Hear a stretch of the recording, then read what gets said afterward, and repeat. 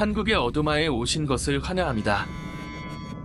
여기서는 귀신과 미스터리한 이야기들이 여러분을 소름 끼치게 할 것입니다. 어둠이 모든 구석을 뒤덮을 때 우리가 볼 수 없는 것들이 존재하지만 우리는 그 존재의 감촉을 느낄 수 있습니다. 숨어있는 염원들, 묻혀있는 기밀들, 그리고 바람 속의 속삭임. 모두가 여러분의 탐험을 기다리고 있습니다. 정신을 바짝 차리세요. 오늘 우리는 진실과 환상이 얽히는 세계로 함께 나아갈 것입니다. 이곳은 전설이 아니라 실제가 될 수 있는 이야기들로 가득 차 있습니다. 첫 번째로 살펴볼 이야기는 깊은 밤에 살랑거리는 달소리가 들리는 어두운 기밀에 관한 것입니다. 가까이 앉아 귀 기울여 들으세요. 모든 이야기 다 행복한 결말을 가지는 것은 아닙니다. 안녕하세요.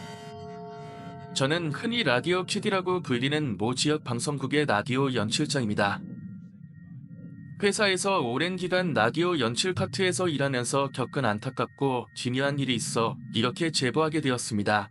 라디오 제작 파트는 타 부서로의 이동이 없기 때문에 저는 공채 입사 후 라디오 AD, 조연출로 잠시 일하다가 연출자로 활동한 지 거의 11년 만에 새해부터 한근시간대 프로그램을 전담하게 되었습니다. 이 음악 프로그램은 라디오 게스트를 섭외하고 근황을 물으며 음악을 듣는 음악 토크쇼 형식으로 청취자들에게 사랑받는 장수 프로그램이라 부담감이 컸습니다. 당시 한류 열풍으로 전 세계적으로 한국어 배우기에 대한 관심이 높아졌고 아이돌 연습생이 장래희망으로 선호되는 분위기가 형성되었습니다. 이러한 사회적 이슈를 반영하여 방송국에서는 한류 열풍을 방송 아이템으로 결정하고 기획사들을 통해 게스트들을 급하게 섭외했습니다. 방송 당일 라디오 생방송 1시간 전에 서울에서 출퇴근하는 라디오 DJ에게서 따뜻한 전화를 받았습니다. 감독님, 지금 전 중인데 고속도로에 눈이 많이 와서 늦을 것 같습니다. 너 저번에도 텅크했잖아. 스케줄도 없으면서 맨날 지각하네. 지난번에 논의한 대로 이전 프로그램 진행자가 너 대신 진행하게 할게. 그러자 진행자는 애처로운 목소리로 말했습니다. 형, 그러다가 진짜 이제 이 자리에서 쫓겨나요. 저번처럼 핸드폰으로 진행하게 해주세요. 다행히 통화 음질이 나쁘지 않아 라디오 생방송 전화 연결이 가능할 것 같았습니다. 그래서 이렇게 답했습니다. 그래, 그러면 이 돈만이다. 한 번만 더 지각하면 그땐 프로그램 하차할 줄 알아. 일단 차 세우고 휴대폰 배터리 좀 충전하고 있어봐. 한편 그 진행자는 내년 여름에 하는 라디오 공개방송도 진행해야 했기 때문에 프로그램 성격에 맞는 연예인을 섭외하기 어려운 지역 방송으로서는 그를 프로그램에서 떼놓을 수 없었습니다. 걱정하던 찰나 한 연예기획사 팀장이 남자 스페인 출신 아이돌 가수 2명과 함께 라디오 출연자 대기실에 도착했습니다. 게스트들의 분위기를 파악하기 위해 흔히 막내 작가라고 불리는 서브 작가와 함께 방송 대본을 주며 물었습니다. 연말에 일본 콘서트 투어도 하셔서 많이 피곤하실 텐데 조던 라디오 경험은 있으세요? 감독님, 저희가 라디오 출연은 처음인데 열심히 하겠습니다. 오늘 MC와는 전화 연결로 진행하는데 통신장애가 있을 수 있어요. 그럴 때 3초 이상 부음이 되면 아무 소리나 내주세요. 라디오는 거의 다 생방송이라서 뒤소거나 욕설을 사용하면 TV 녹화 방송처럼 편집할 수 없기 때문에 절대 사용해서는 안 됩니다. 그리고 한 가지 더, 저희 프로그램의 기획 의도에 맞게 험난한 연습생 생활 중에 서로에게 힘이 되어준 팀원들의 이야기도 주문드리겠습니다. 걱정 마십시오. 저희 멤버들끼리 되는 일이 너무 많아요. 게스트들의 답변을 들어보니 긴장해서 그런 것 같지만 활기차고 10대 청취자들과 소통하기에 적합하다는 생각이 들었습니다. 그렇게 생방송이 시작됐고 다행히 진행자의 순발력 덕분에 게스트들은 빡빡한 연습 일정 동안 경험했던 즐거운 숙소 생활에 대해 답장대소하며 이야기하고 있었습니다. 걱정했던 것과 달리 생방송에서 게스트들이 말을 잘하고 환하게 웃으면서 생방송 분위기는 점점 화기애애해졌습니다. 특히 노란머리 아이돌이 이야기를 하면서 큰 소리로 웃었고 그 웃음소리에는 저와 작가들 엔지니어도 따라 웃게 만드는 묘한 매력이 있었습니다.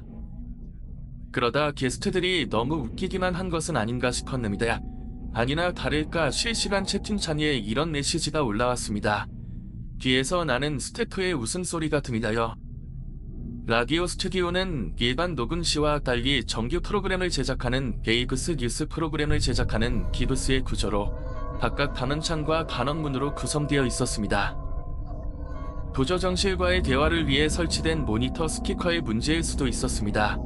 우선 제작진에게 더 이상 묻지 말라고 당부했고 엔지니어에게 방송 장비를 확인하라고 지시했습니다. 그리고 웃고 떠드는 생방송 분위기를 바꾸기 위해 청취자들에게 정통을 주는 라디오 문자 참여를 시작했습니다. 평소처럼 문자 메시지를 기다리는 동안 광고 방송을 내보냈습니다. 광고 방송 중 청취자가 다음과 같은 문자를 보냈습니다. 반의 호수에서 진화 낚시를 하면서 라디오를 떼놓지 않고 듣고 있습니다. 하지만 오늘은 제 뒤에서 여자 웃음소리가 들리는 것 같아 계속 귀를 돌아봅니다.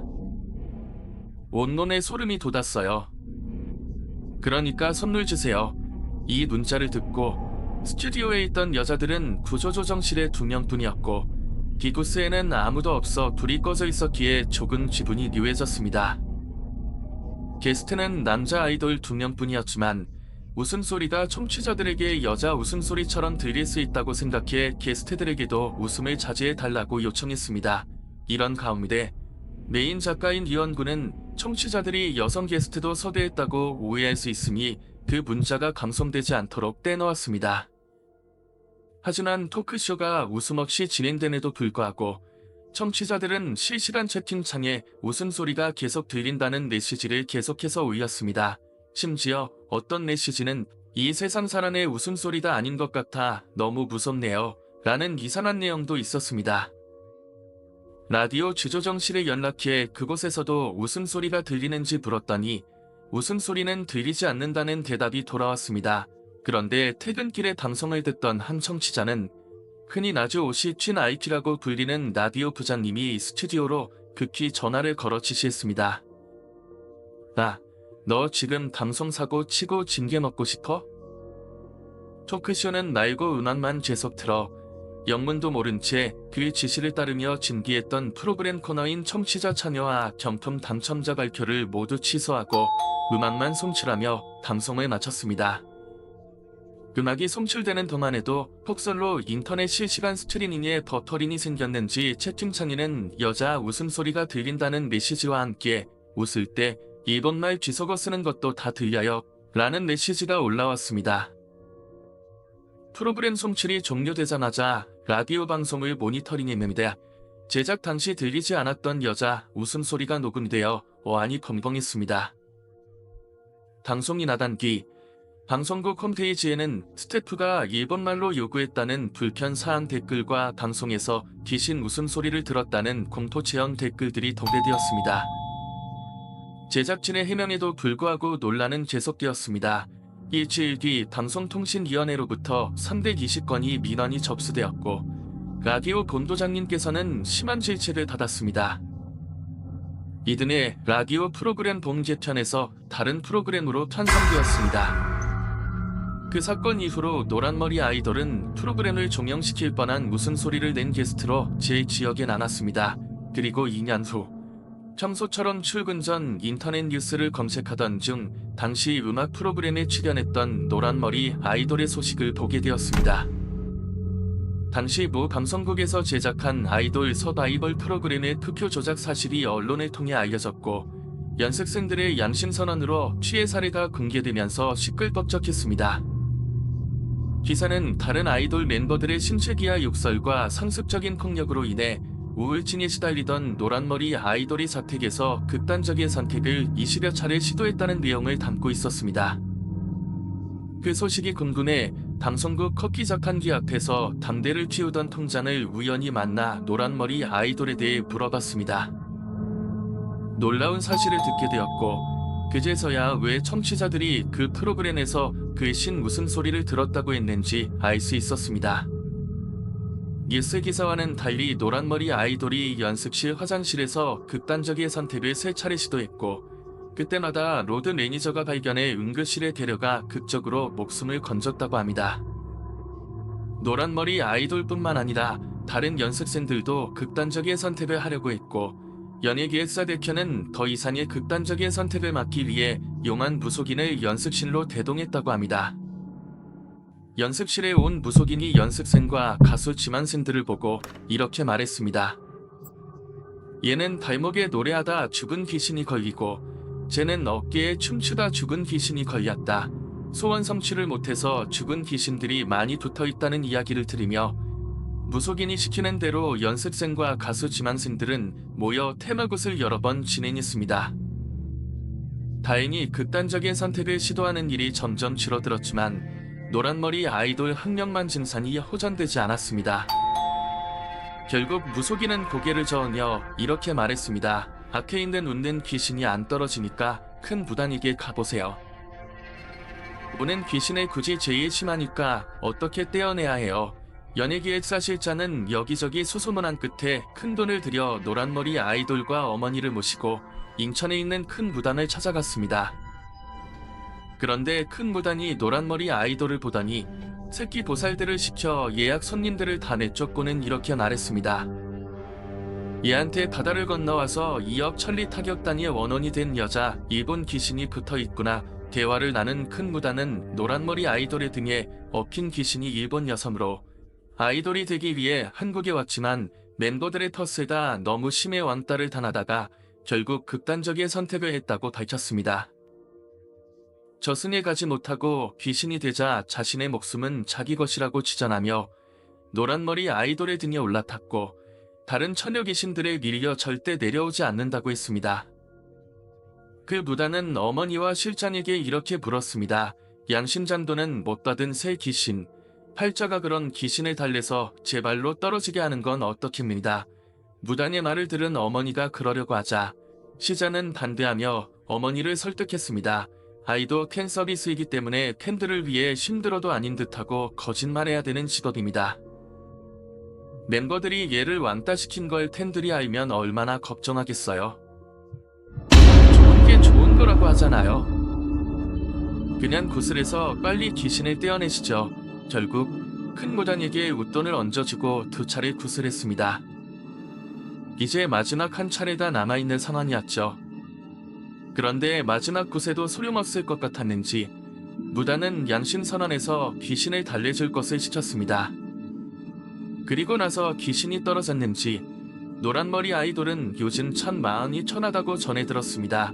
그녀는 연습생 시절 굉장히 힘들어했지만 방송에서는 내색하지 않고 연출자의 지시에 따라 항상 웃던 모습이 지금도 마음이 아픕니다.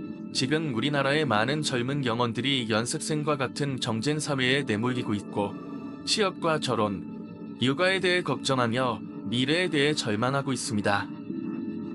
마지막으로 엔터테인먼트 업계의 경쟁에서 밀려난 10대 연습생들을 배려하는 분위기가 생겼으면 좋겠습니다. 이야기는 여기서 끝이 납니다. 솔직히 누구나 알 수 있는 사건이다. 이건 제가 이야기하는 게 맞을까 고민했습니다. 본인이 지역 방송국 라디오 연출자이고 10년 이상 하셨다고 하니까 일단 올리기는 합니다. 다만 당사자에게 직접 들은 것도 아니고 제가 본 게 아니기 때문에 너무 믿지는 마세요. 저도 중간인가 하지만 그냥 이걸 통해 연습생분들이 힘들구나 정도로만 생각하시면 될 것 같습니다. 이렇게 마무리하면 좋을 것 같아요. 더 추가하고 싶은 내용이나 수정할 부분이 있다면 말씀해 주세요. 오늘 이야기를 들어주셔서 감사합니다. 이 무서운 이야기들이 여러분에게 긴장감과 흥미를 안겨주었다면 꼭 좋아요를 누르고 이 영상을 친구들과 공개해 주세요. 그리고 아래 댓글란에 여러분의 생각을 남겨주세요. 여러분의 좋아요, 공유, 댓글 하나하나 다 저희에게 큰 힘이 됩니다. 다음 영상도 놓치지 않으려면 구독 버튼을 잊지 마세요. 다음 이야기에서 다시 만나요. 어둠 속에는 항상 놀라운 것들이 숨겨져 있으니 항상 조심하세요.